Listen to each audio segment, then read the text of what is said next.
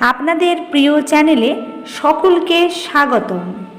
হাতে একটু সময় নিয়ে এই সময়ের প্রয়োজনীয় কথাগুলি শুনতে অনুরোধ করব। পুরো ভিডিওটি স্কিপ না করে দেখতে থাকুন। সহজ সরল মানুষদের কপালে দুঃখই লেখা থাকে।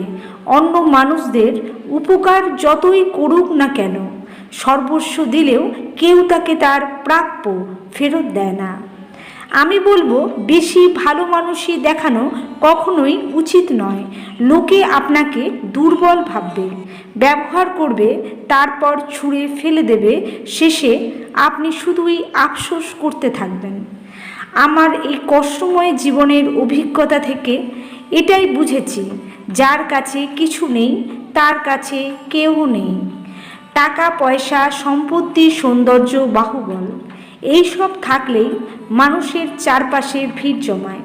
তা না হলে কষ্টে ছটফট করতে দেখলেও সবাই মুখ ফিরিয়ে চলে যায়, কেউ ফিরেও তাকায় না। জীবনে এগিয়ে চলার অনুপ্রেরণা নিজের জীবন থেকেই খুঁজতে হয়।